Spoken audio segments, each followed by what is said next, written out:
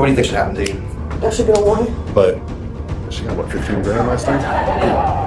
This one had some transactions with 8,000. So she tried to get 8 this time. The last time she said she had 15. That's when she actually got it. Walsh says this is the second time. That's what I'm saying. She did 2 transactions on the same day. For 8,000. Today or the last time? No, the last time. The last time. And she got both of them. Which one? This one here. Okay, she got. I just got back from lunch. This is the ID she presented to this gentleman. She came in week before last and did a withdrawal, and she's been to other branches. Okay. And she's not this person. She's not that person. So, hold on, Teresa. Then she sent it in. So this is the one that we had from week before last that was sent out in our market, saying be on the lookout for her. And so this is the person y'all do have an account, Teresa? Correct. Okay, and this person y'all have an account too. So right now we don't know who she is. Correct. Hey, man. Before I go, we need to talk to you real quick, okay? Man, we need to talk to you real quick. I'm Officer Hateville Police Department. The reason why we need to talk to you is basically that we got a call stating that you was trying to make some bank transactions or cash a check, whatever you was trying to do, utilizing someone else's information, not yours, and you was trying to impersonate yourself as that person. Are you aware of that? No. Okay, then. Do you have your ID now? No. You don't have ID? I just left it on the counter, I think, in there. You left it on the counter. Why did you leave it on the counter? It's in here. Okay. We can get it. Hold safety, stay there. Let me get it right here. What's going on? Hello. Hi. Tell us what's going on. What you doing here today? Nothing. Nothing. You're at the bank. I was trying to make a All transaction. right. So here's the thing. We're gonna go ahead and cut out all the bull crap. Okay. You're doing something wrong here.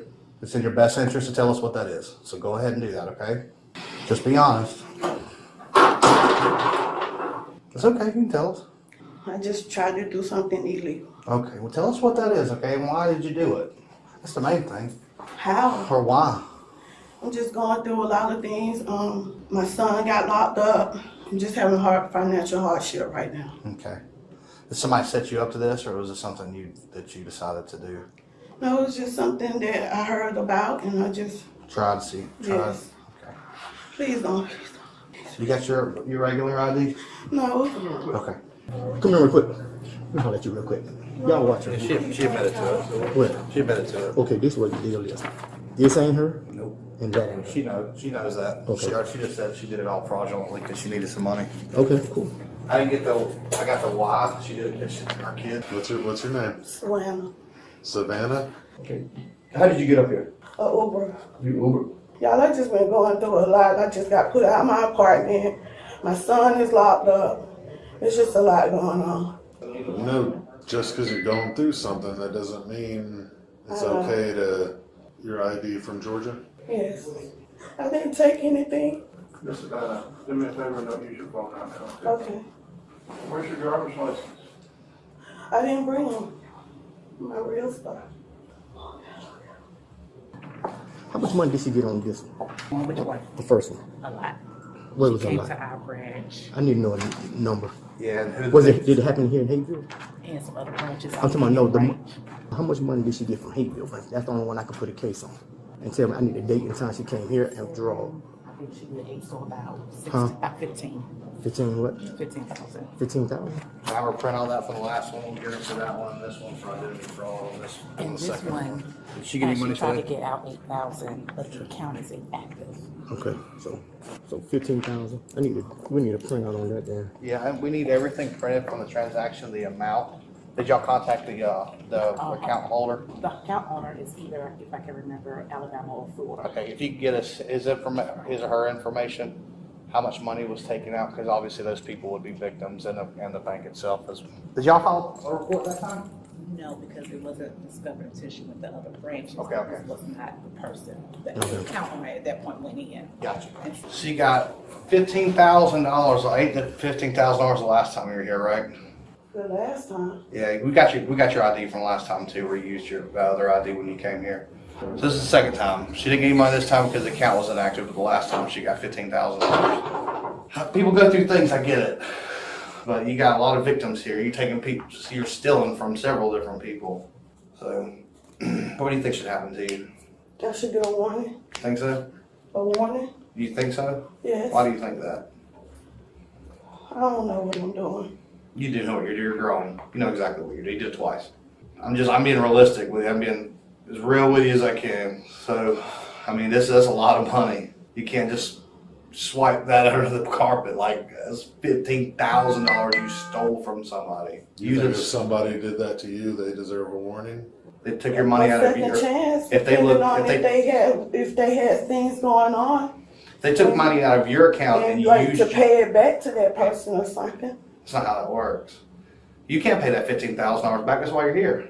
You used somebody else's ID and stole their money. So that's two things.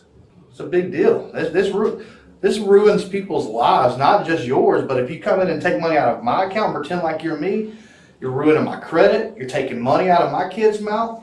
Other ways to do stuff. I've been broke before and came up, and I didn't go steal nothing. So, you gave them your real ID? No, I'm talking about the officers. I don't have. No, did you give your officers your real information? I'm sorry. Okay. Yes, my real name, yes. Okay. Yes, my real name, yes. It came back. The initial detention rests on the Fourth Amendment standard set out in Terry v. Ohio, decided 1968. That decision permits a brief investigative stop whenever an officer has reasonable, articulable suspicion, a standard lower than probable cause. A direct identification from a bank employee paired with a matching physical description relayed by dispatch satisfies that standard without difficulty. A closer question arises under the Fifth Amendment. Miranda v. Arizona, decided 1966, requires warnings before custodial interrogation. Berkemer v. McCarty, decided 1984, holds that brief public questioning is often not treated as custody even when someone is not free to leave. Because the suspect had already been told to stay before pointed questioning began, whether that line was crossed remains a genuinely contestable question. You ever been arrested before? When I was younger, What for? my husband and I got into a fight and I hit him in front of the police. Like a domestic or something? Yeah, they charged me, I think, with aggravated assault for hitting him in front of the police. That was like, Did you hit him with something? no, my hand. How long ago?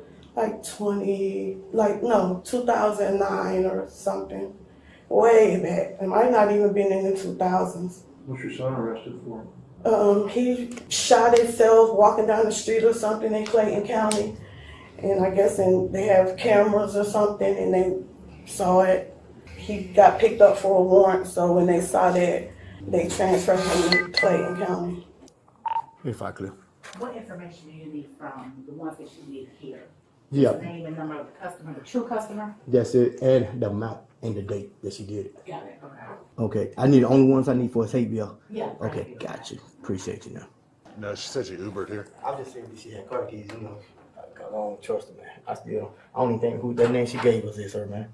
I think we need to rapid ID. Is that supposed to be her? No, these are not her. Okay, so I guess the last time she came in here, did she give her real ID? No, that's the That's ID. what she gave Let me see us? what she do, man. And the customer, the true customer went into a branch, whatever state they're in, and said that money is being coming out. And that's how we. So here's the thing. She got her picture on these IDs. These are not her name. This is not her Right. name. This is a different with a different name with her picture on it. Yeah. So some kind of way she's giving us our customers' account information. Yeah. So her name is Sawana. She swears that's her real stuff. I mean, whether it is or not, we'll find out.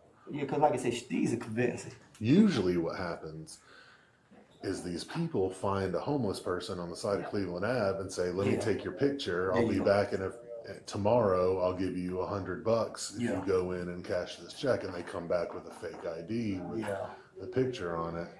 Well, we just had a guy, last week or the week before at Delta Community do the same thing.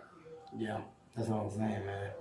But she got 15 grand last time? Yeah.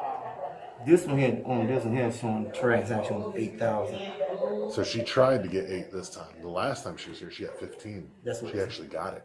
Walsh says this is the second time. That's what I'm saying, dude. She did 2 transactions on the same day for 8,000. Today or the last time? No, the last time. The last time. And she got both of them. Which right? one? This one here. Uh-huh. Okay, she got 16,000. Yeah, she got a total of 16 from us.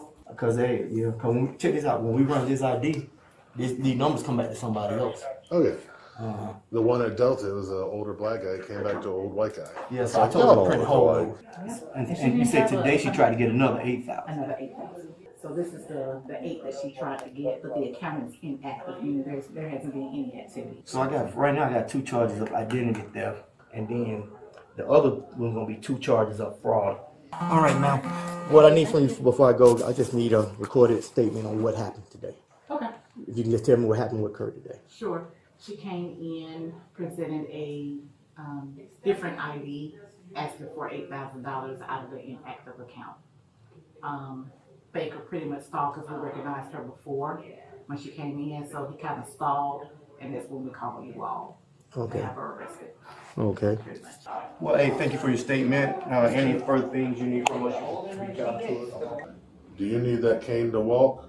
Yes. All right, well, let me get your purse from you, okay? You got anything else on you that's gonna stick harm us or poke us or anything? You are gonna be under arrest for this, okay? The bank wants to prosecute, the person wants to prosecute. We're gonna make it as easy for you as possible, okay? We're gonna walk you to the car, we're gonna handcuff you when you get to the car, okay? All right. The charges draw on Georgia's fraud statutes. Georgia Code Section 169121 defines identity fraud as willfully and fraudulently using another person's identifying information without authorization, a felony under state law.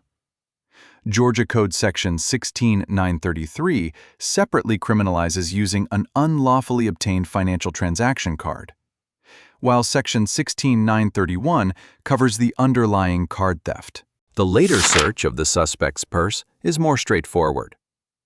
Chimel versus California, decided 1969, permits a warrantless search of an arrestee's person and anything within immediate reach at the moment of arrest.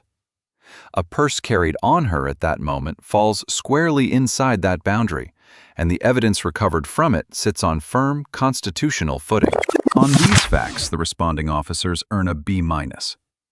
Cross-referencing a prior incident through employee memory, securing a recorded witness statement, and accommodating a disclosed shoulder injury during the arrest all reflect solid procedure-conscious work.